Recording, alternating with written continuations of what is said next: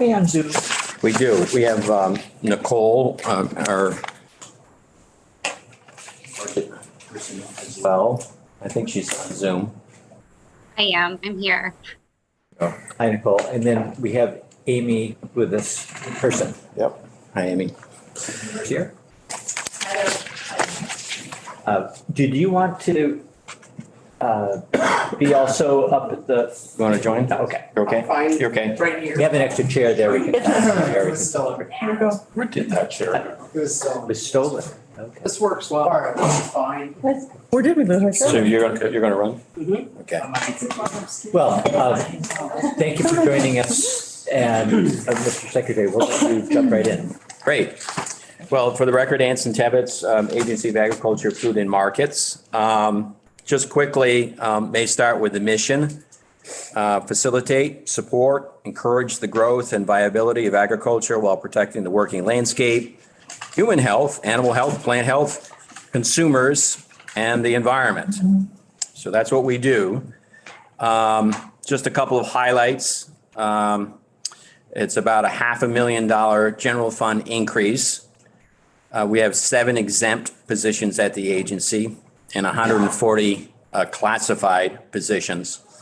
And one thing you're going to see consistently through this is we have a significant grant from the Dairy Innovation Center that comes from USDA. And that is also has funding, but also has some positions that you'll see throughout the budget. 6 appropriations, administration, food safety and consumer protection, agriculture development, public health and agriculture resource management, Vermont Agriculture and Environmental Laboratory, and water quality. So those are the 6 appropriations that we have with those. Looking over the sort of the facts and figures of the proposed budget, it's a $51,202,369 request. And it's broken down into general funds, special funds, federal funds. We have some transfers, very small. And then you can see some of the increases go with that.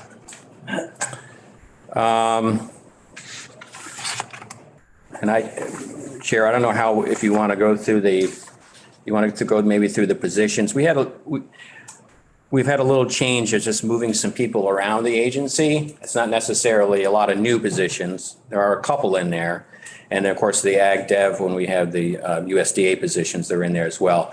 But we got some moving around. We've moved some people over into the administration pocket, and they were in other parts of the agency just for better management. A couple of new positions that are in there. These aren't requests, but they came to us last year. You'll see we moved some to the Cannabis Control Board. Some of the hemp positions went over there. 2 positions went over there. But we also had 2 new positions created, and those are in soil amendments. We're doing more work in PFAS in that world, in testing, and making sure that world is being taken care of. So we've got a couple of those positions, and they've just begun their work, but they're in there. And then you'll see the ramp up because of all the work that's going on in the Dairy Innovation Center for that there. Maybe we can go to some of the high profile budget items. These are level funded from last year. We're grateful for the increase you did make last year in the working lands. We bumped it up to 1 million. So that was the base now, so we like to call it. Say, if folks have questions, raise your hand and we'll stop it. Local food grants. Can you just remind us what those are? Those are, remember what those are exactly for? We do so much in ag dev. We've gotten so many programs to local food. I'm trying to think if that one is, we can get back to you on that one, but I'm not sure if that's is work with some of the work we do in education or not, but they're not substantial, but I'll get back to you with exact what that is. Okay. So there's that. Would you like us to go through the crosswalk? This is where, It's, for me anyway, with my older eyes, it's a little hard to see back here. I'm wondering, do we have the presentation, Laura, that we can Yeah, pull I up? took a Oh, just got minute it. to convert it, but it's up there now. Okay, thank you. and this is where I spoke of some of the positions that had moved around a little bit. What we're trying to do is we had a lot of people that were kind of in silos with compliance and enforcement. And what we're trying to do is we're trying to make sure we're all communicating in a better way within each division. So we've moved them under sort of one shop, and that's under transition for that. I think the last time I spoke about the stress assistance program. We have a half-time position that's helping with that USDA grant, working on stress and mental health with agriculture. We moved over the specialist 3 and land use over to our area on that one. And as you know, the farm show has been suspended and they're still trying to figure out what to do for the future. They have a working group now that's trying to reopen the farm show for next year, which is normally the last weekend, January. It's an independent board and we have a position on the board, but it's an independent, it's basically technically it's the first fair of the season. It's under that category. It was 3 days. It's been in Essex. So they're looking to reinvent themselves. And also we did not get some funding because of the closure of the 2+2 scholarship program. So now we get into some of the meat and some of the requests that are a bit different than last year's. This is the crosswalk overview for food safety, consumer protection, which is actually our biggest division. And we're asking as we move to a new world with our cars, we're asking for some help in the EV charging program. If you're not familiar, we do have a weights and measures program here. So we inspect gas pumps and all that business and scales, everything from farmers markets to big trucks that do the paving and et cetera, to make sure everyone's assured they're getting the right amount, paid the right amount. So we're asking for some equipment to go with that to monitor the EV charging stations. And we're asking for a position as well. We are seeing growth in the meat world.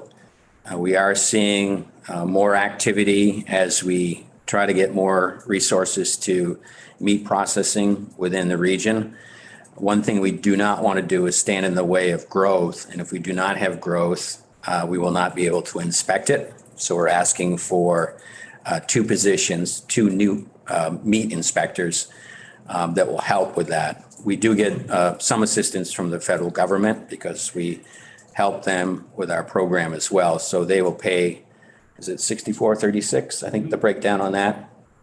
So it's not all in the state budget. We do get some federal assistance for that. But I think that's the goal is to, as we continue to see more and more, whether it's more capacity at slaughterhouses or more processing of, cutting meat and wrapping it and shipping it. We want to make sure we're staying with the industry and not preventing them from getting more local food out into the region.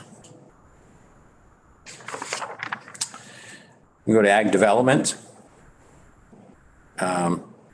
This is the if you looked at the bottom of it, the 2 big asks is $3 million in working lands, one-time money.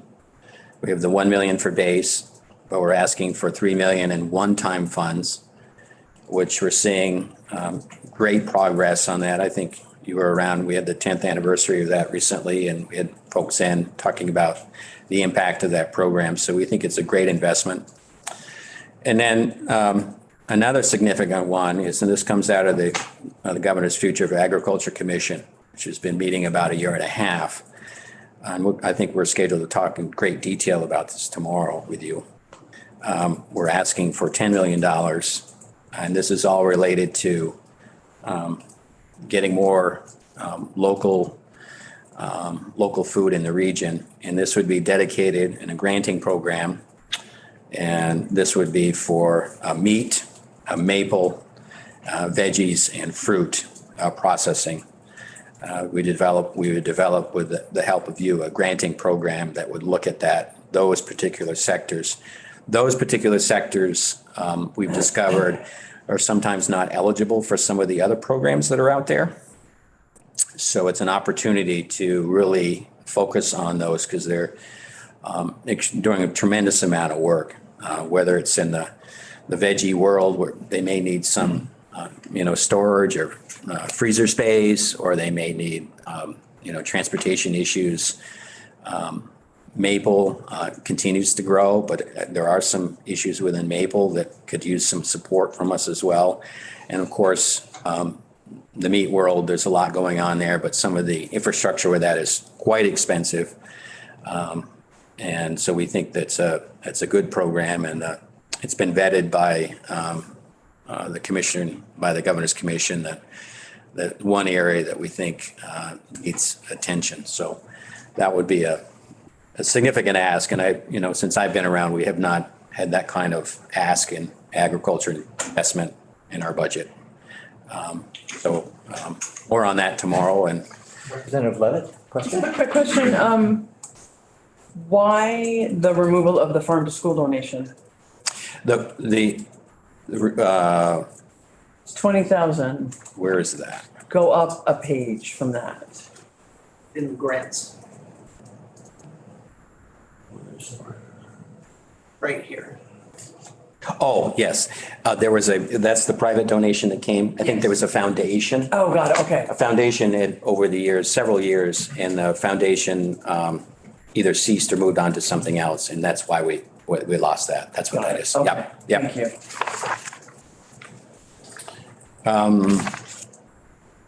Working lands, is that where we're at? Yeah.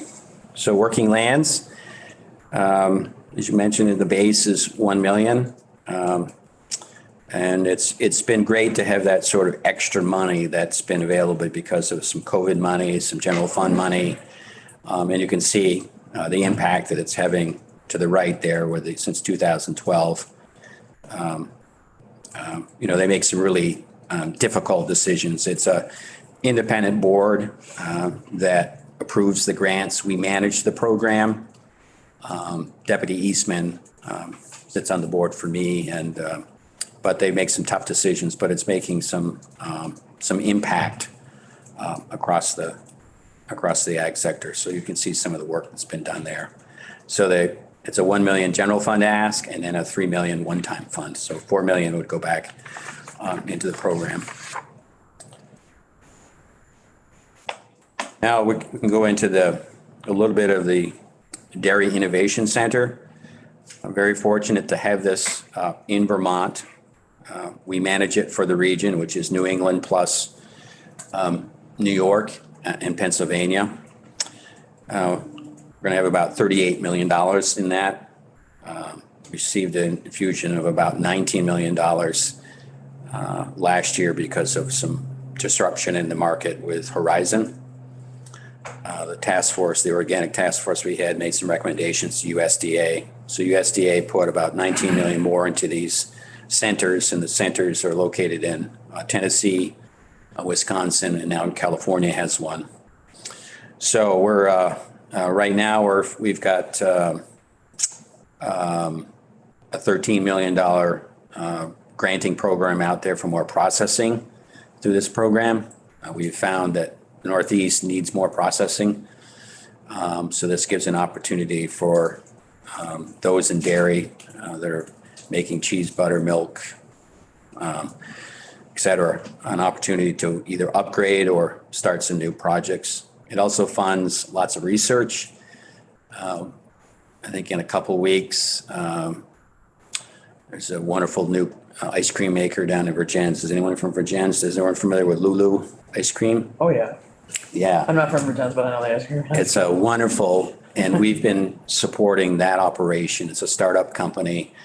but she makes some of the finest ice cream around, and she's going to launch a goat ice cream in a couple of weeks. And I think there's an open house some Saturday. I can get you the time, but it's those type of things that would not be available if it was not for this. We've helped with marketing. We've helped with technical assistance, whether it's grazing, all that kind of stuff. So we're pretty excited about this program. And you can see that we've added some staff, but it's the appropriations and the money is coming from USDA on that. And Laura Ginsburg is the heading up that part of our shop. Representative Templeman. I see here that at least 50% of funds must go to support. Where does the other portion go? Well, there's some that would go to, we may have people we hire for technical assistance. So we may have like a expert that's on grazing that may hire, may go out with 10 farmers. Money could go there. Also goes to some of the staffing as well. I think there's a total of 6 that are now, most in the business side of it to get the money out the door in a timely manner to the people that are awarded the grants and managing the grants. Lots of review that happens with, when someone applies for something, it has to be scored, checked, all that kind of thing. And then all in compliance with USDA, but but it's fantastic that we're getting, like we have one that's, we're disappointed, of course, more people than we made happy. We had $8 million worth requests for on-farm storage, which is old tanks and et cetera. We had $8 million worth requests. And we only had like $1 million to give out. So we were not able to reward. So you can well imagine a lot of people are disappointed with that. But we learned a lot from that exercise as well, that tremendous need on the farm for upgrades that helps with all kinds of things, whether it's fewer trucks showing up at the farm. A lot of these, the infrastructure is, 50, 60 years old. It needs to be updated. But we're trying to kick out another program to see if we can get some more money for that. But those type of programs with it. All right. So public health and ag resource management.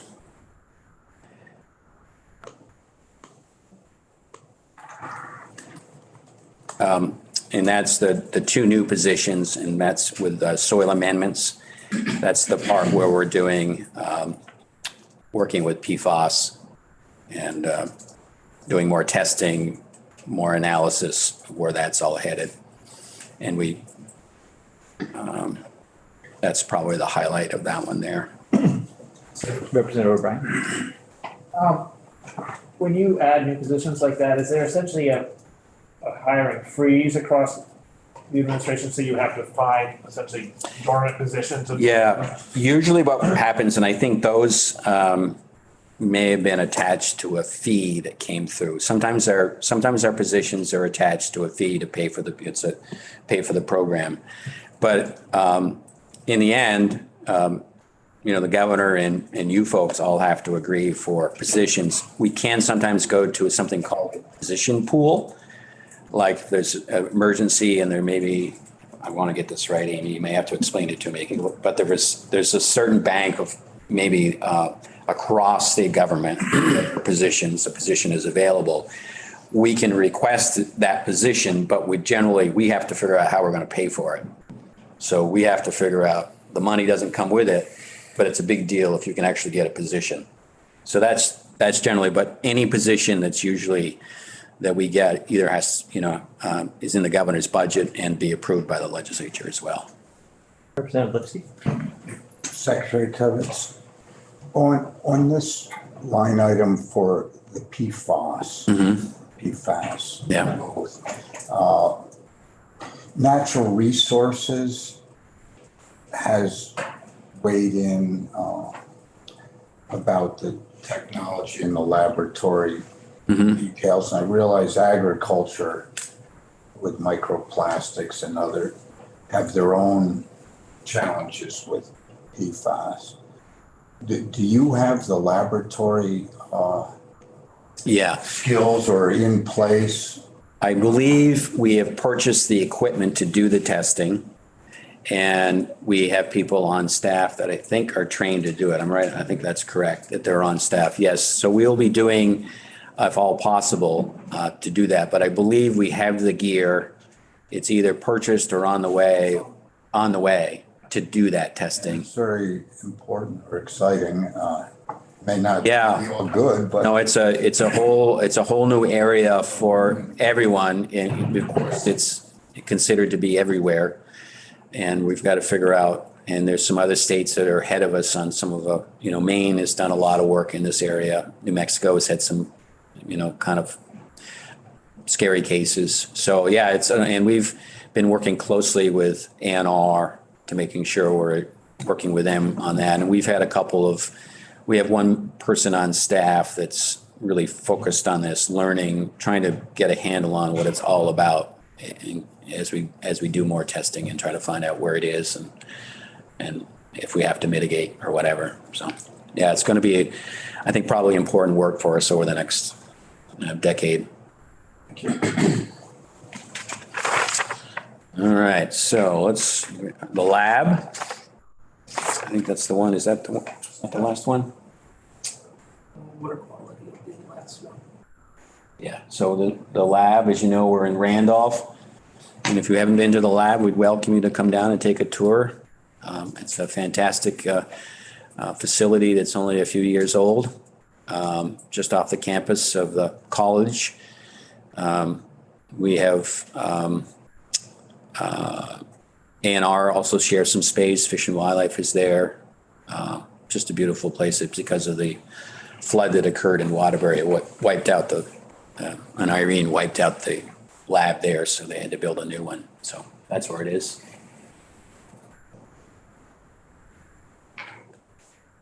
You will, it's not in this budget, but you will hear maybe from your colleagues that are on institutions.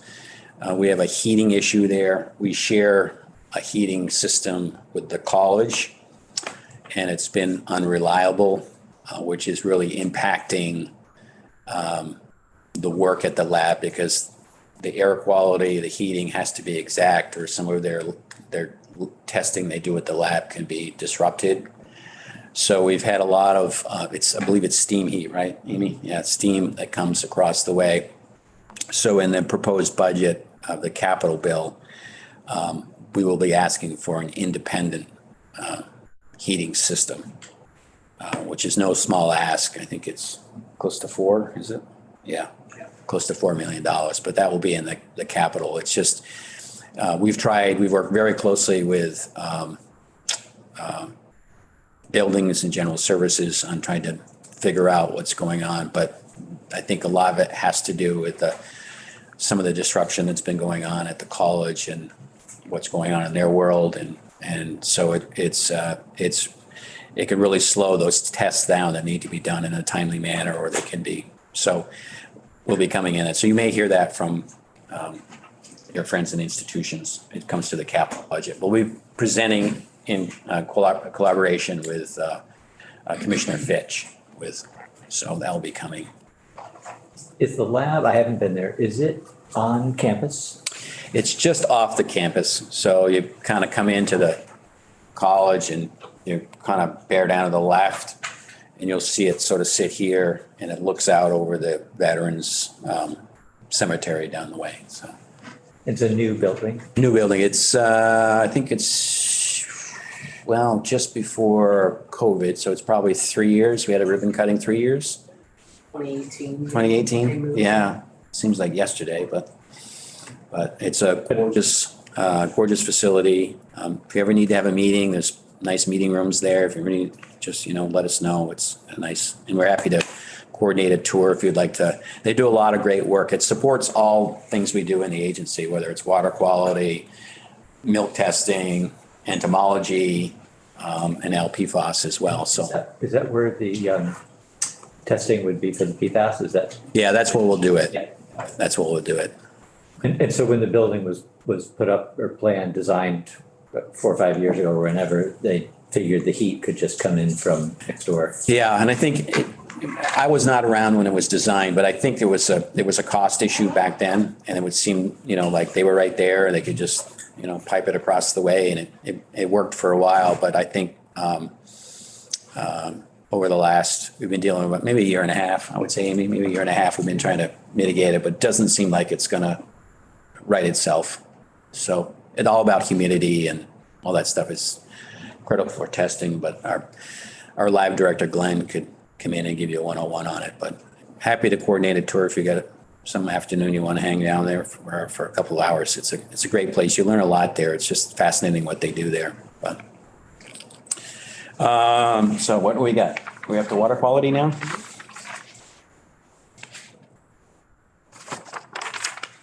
I don't think things are pretty much status quo in water quality. We continue to do a lot of work. It's going well. We're at good staffing levels. We've received, some extra money through ARPA and general fund money. Making some progress there. So I think it's been pretty quiet in the last couple of years in water quality.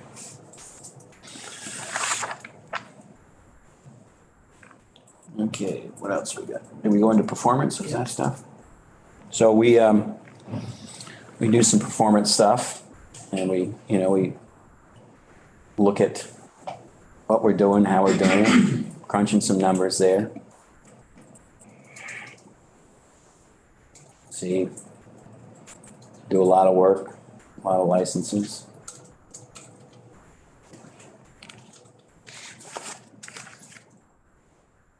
Inspections in dairy, both on the farm and also in the plant.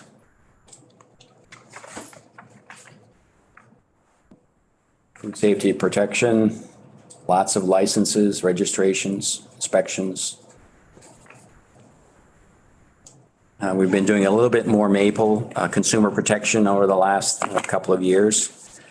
Tucker Diego on staff splits his time, but doing some produce safety, but also does some inspection of maple, making sure it meets the standards. And that was a request of the maple industry. They were getting a little nervous with so many people out making new maple that we wanted to make sure our standards remain high, which they are in Vermont. So Tucker will, check for density and quality and off flavor and et cetera. So he'll go to a store from time to time and take some off the shelves and test it to make sure it's within compliance. The other thing we do with maple is we have at the lab, they test thousands of hydrometers. It's a device that needs to be calibrated. So the industry will send in, and the Weights and Measures spends just to make sure they're pass muster and whatever. But that's an important part of consumers, make sure the density is right for maple. And even Canada now wants us to inspect theirs. And I said, I didn't think we were on any obligation to inspect Canada's. So not very many states apparently do it, but it's a tremendous service for the industry.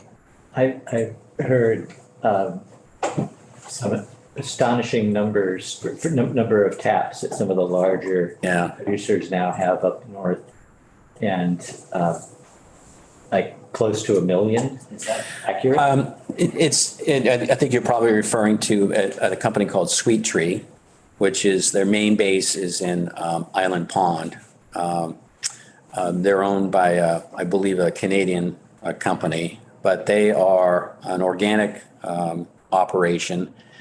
And I think their brand, they go by Sapjack now. And they converted the Island Pond. It used to be a paper mill. What's the Ethan Allen mill. It was an Ethan Allen had a big facility there. So they have, I think maybe 800,000, don't quote me, but I think about 800,000 taps. And it's in that Essex County. They do get some, I think maybe down in Lamoille County, but significant operation. And they make a lot of maple. And they're probably one of the biggest employers for Essex County, for sure, in that region. But it's a beautiful facility, and they employ a lot of people just to manage the woods. They have part-time, full-time, and they have a fleet of ATVs and snowmobiles to make sure they can get the pipelines maintained. It's significant. It's a worldwide brand. You'll see them, and they make co-pack for some of the bigger retailers. And they may, put their brand on, their name on it. May not recognize it, but it's significant. And there's many more like that too. Many local companies. It's back in the day, 1,000 taps used to be huge, or 10,000 used to be huge. But there's, a lot of people have made a lot of maple already, and it's early. I mean, we had that warm up last week. People are tapping in December, January, so they don't miss those first runs. I don't know whether those large producers are adding incremental taps or whether there's consolidation involved, but I guess just for the purposes of this discussion, you feel that you're able to keep up with in terms of the manpower you need? Yeah. Facilities. I think we're okay on that. I think one area that we'd like to do more in is at some point is more technical assistance and more. We've added some staff to that this year. We've added part of her portfolio now in her work plan is to work on more technical assistance, more training, more marketing, that area. But I think we're okay on the regulatory side. So we have about 2 million gallons of maple made each season, which is about half the crop for the United States. And it's more than pancakes. Now it's being infused in lots of wonderful value-added products, barbecue sauces, spirits, beer. So that's the growth. And you have places like, Run Amok, which is another significant one, which is a brand they're putting, one of their most popular brands is this, they put little sparkles in it. So when you pour it on your pancakes, you get a little sparkly thing, and it's food grade material, and it's a very popular brand. They're doing something with honey now. So it's a value added, much like our dairy industry moved to more value added. I think maple is heading in that trend too, because we can't all just have it on pancakes and waffles. There's more opportunities. Natural sweetener, it's nothing better. Sap, you boil it and you got it. That's it. Representative Rice. What's the difference between specifically with maple between inspection and compliance activity? So your compliance might be, we might find something that's not okay. So we may have sent them a letter of warning. We may have said you remove from the shelf. And so the compliance activity comes out of the inspection. Exactly. Yeah. Yep. Representative O'Brien. Does the agency have jurisdiction over food safety at the big cheese plants, like Cabot? Yes. Yeah, we do, and we also work with FDA as well. But we do, there's certain levels of inspection. But yeah, we have inspectors that go to all the major facilities, all the smaller facilities, in the dairy division. But there's FDA also has a role as well. Department of Health get involved or not? Right? They might if there's something that's may have touched upon, public health. So that, and of course they work closely with FDA as well. But they do mostly the restaurant angle of it.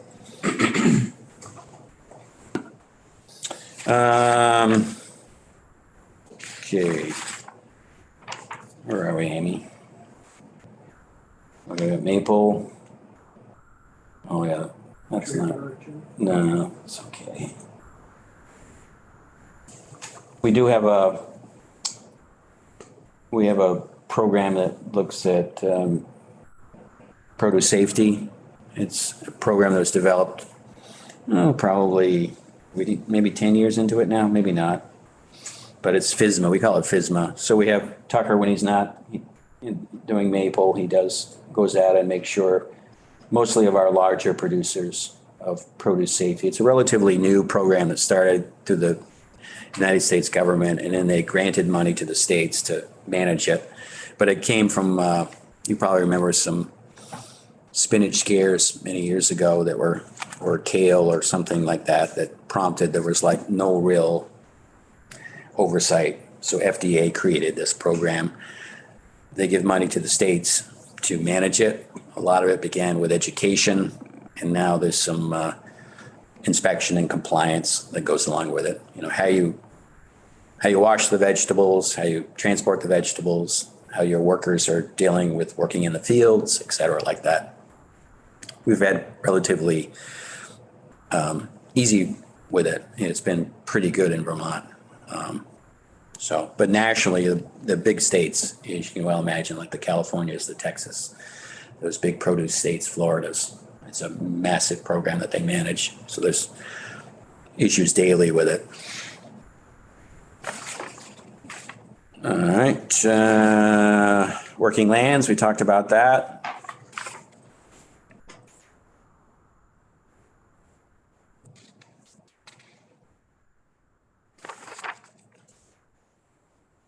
Farm visits. About 80% of our folks are, about 80% of our work is regulatory. Whether it's, dairy, produce, maple, water quality, weights and measures. Everything from your farmer's market scale to paving, et cetera. We have even, we go into major supermarkets to make sure that the scales are properly calibrated. And it's quite a program. So, what we got? Laboratory, all kinds of stuff we do there. So I think that's it, right, Amy? So I think probably to highlight, we're pretty excited about the working lands, and we're pretty excited about the potential of that granting program to help those areas that have been underserved. So any support, I know you'll ask, I don't know, the appropriations committee will ask you to weigh in on those at some point, but we think it's great for Vermont. It's a long-term strategy that will pay dividends for many, many years. And we can talk about it more tomorrow. I know we're going to come in and we'll have some more details of what we think that program might look like. We'll have some of the commission members with you tomorrow that were on the group that developed the plan. It's an extensive plan, but we're trying to pick off little bits at a time. There's no way we can do it in 1 year or 2 years. It will take a long-term strategy. And it aligns with some of the work that Ellen Kaler has done with the Sustainable Jobs Fund. Ellen is on the commission with us, and we've aligned some of those priorities with ours. So we're pretty excited about it. And it all comes out of the pandemic. We realized that our food system had some holes in it, and we want to get back to more of a local, regional aspect of it. And we think some of these investments over time, will make a difference to make it, better for the consumer, but also better for the farmer to make it more affordable to do their work here.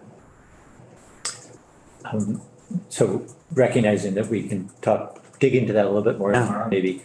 Just I'm wondering whether the 10 million for processing, et cetera, would that include any staffing positions, or is it Well, there might, that's one of those things that we might need some help to, and that would be just the contracts to get out the door, the granting. So there might be a little bit of that we probably would need to tuck away, that we need just to administer it.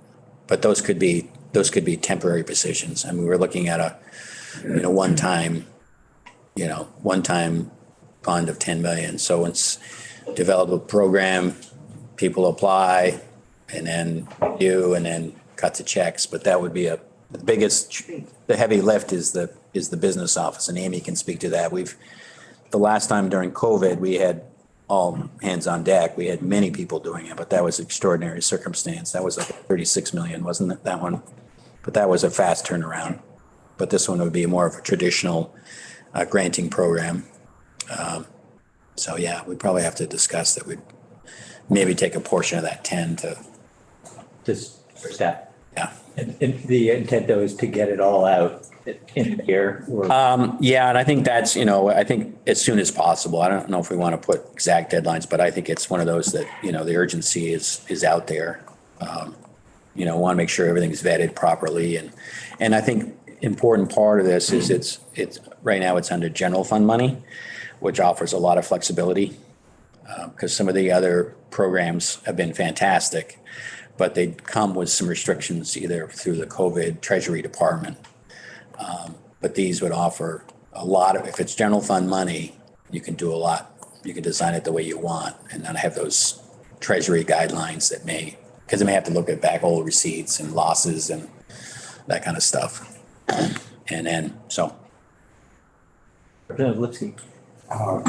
Secretary, again, it's not directly related to this proposal, but because you're here, one thing we talk about is farm to school, universal school meals, a lot, and the pinch point on meat processing in state. Is there anything in this budget that's focused at all on any of those initiatives? Well, if we have more capacity, say we want to serve if we want to have more ground beef at a scale, and I think, and I don't mean to overgeneralize, but I think people, when you look at a slaughterhouse, a lot of it has to do about efficiently throughput. So you got to do a certain number of animals, certain number a week, with a certain number of employees. So if you can make investments in, either employees, or if you can make investments in maybe that piece of equipment that makes it easier on those employees, maybe it's that wrapping machine that could be done with more institutional. So the more stuff we can do institutional, you get institutional food out. So the UVMs, the high schools, the colleges, the hospitals all can, if ground beef comes in a certain way, and maybe it's that one thing maybe it's the patty maker, like no one wants to sit around for the hospital and make this, right? But there are machines that do that for you, but they're expensive. So maybe it's like, we can get more institutional that comes in a pack and a way there. So that would be addressed, that could be addressed in the 10 million. So if someone came to the agency and said, I need this X machine that makes it easier for institutionalized, food, then that's progress. The same goes for dairy. I mean, in the Innovation Center, we found we have very little organic institutional processing. So if we wanted to have more organic milk at UVM Medical or UVM, or it's not available, or yogurt, it's not readily available. So that's another thing we keep working on the infrastructure, the processing, and the distribution as well. So the Appropriation Committee has, of course, asked us to weigh in on the 10 million for the grants. So I think we'll definitely want to dig into that tomorrow. Okay. They also about the EV charger inspections, which you talked about, $110,000.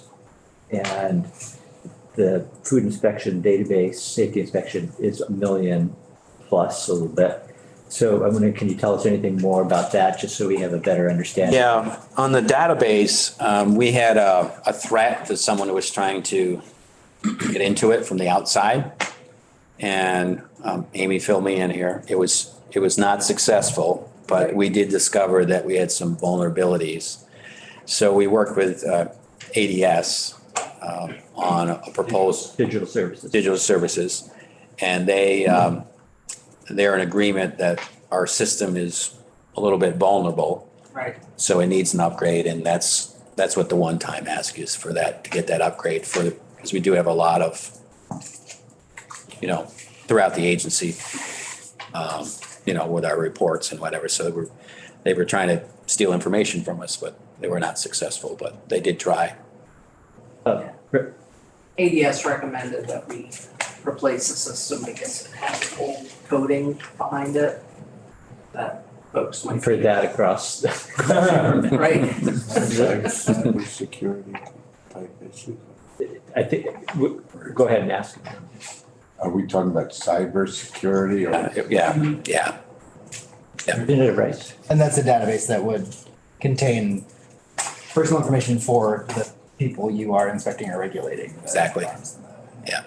Yep. It's one of those, don't want to do it, but it's one of those that we can't risk that. So I think it's a, one-time ask and Digital Services said, yeah, you better do it. So fortunately, no one was compromised, but it was blocked. They worked on it to block them, but they were kept, I guess, penetrating or trying to get through, but.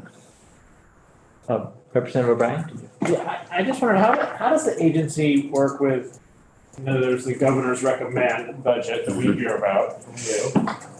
But then if we find money for DMC, say, or organic dairy farmers on top of that, does the agency ever have policy thoughts about that we would hear about? Well,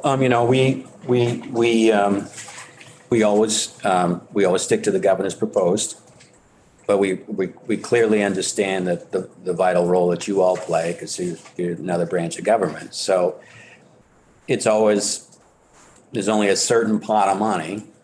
So at the end, we all got to decide to come together of what may go and what's about more of a priority, and there'll be a lot of back and forth, et cetera. But we're always, we're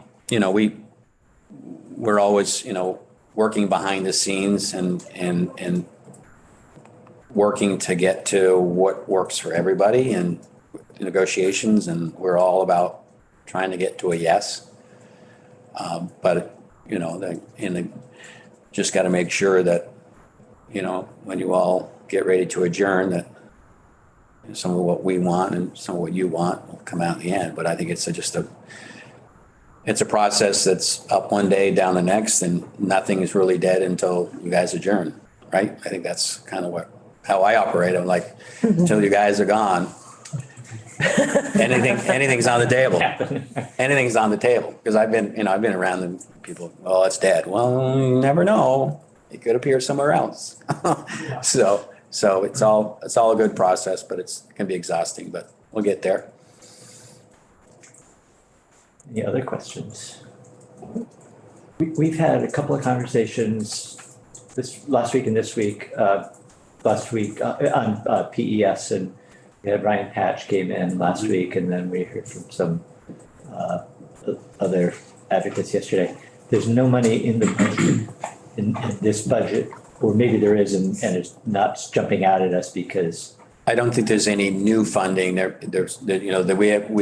We have staff, we've got the equipment. So I think no new funding. It's all base. It's all, we think we can do the work that needs to be done now with the existing funding or the proposed funding we got for you. That may change next year if we discover something. I don't know if it's appropriate, but you mentioned a bill that you might wanted me to chat on. I think it was, I forget the number. Yeah.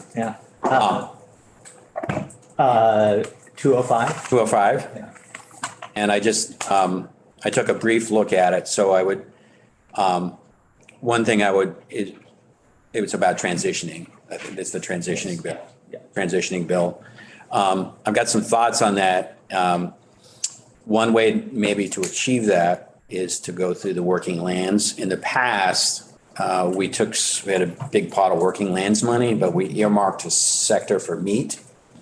I forget what was it? Was it 450 or 200,000? Something like so if you wanted to maybe think about that, that could be an avenue as opposed to getting a separate bill and new appropriation.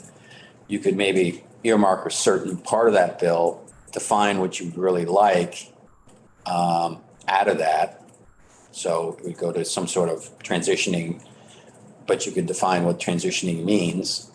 And then you could put some language in the working lands to earmark a certain amount, which you think would be appropriate. And I think I think the bill said 250,000. So that's just a suggestion. That's an avenue that may achieve your goal and get some work you done there. But we can work on, behind the scenes, we could work on maybe language in which you're thinking more about what that program would look like and how we could present it. That's just a thought, because we do have some extra money in working land. It's going to be 4 million. So that now is the time that the money would be there. Okay. I think that if I remember correctly, it's envisioning not a one-time appropriation and ongoing for. Understandable. Forever. Okay, good. Well, thank you for that. Other budget questions? Well, yes, Representative Supernath. The funding for the NRCC, is that the conservation district? Yes. And I'm curious about the relationship that the conservation district has with the agency and if you would support a greater amount of funding to them, considering the potential rollout of PES and the critical role that the conservation districts could be playing in that, and if they could really use that additional funding. We have a great relationship with them. They do incredible work, and I think they just issued their annual report. And I believe they may have received some extra funding last year. So it went up, right? The base. $362,000. Yeah, an extra 362,000 went last year. But they do incredible work on the ground. They work closely with the watershed groups. They work closely with our groups. A lot of technical assistance, a lot of funding. It's to answer your question, I think we stick with the proposed budget that we propose. But I agree that they do tremendous work in the field, great relationships with farmers and producers. And they're out on the field all the time doing that. And last year we were able to come together with some extra financing, which had been lacking for a few years because there just wasn't money around.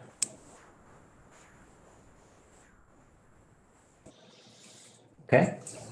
Good. Well, thank you all. Yeah, thank you. We'll be back tomorrow and we'll have a deep dive on the future of ag. And of course, always ready to, just pick up the phone if you have any ideas, suggestions, any constituent issues, let me know. I'm sure you're hearing more now during the session, so. Hi, Nicole, thank you. That's the new Diane Boffell right there. Good. Well, good. Thank you for joining us. You bet. Thank you. Thank you.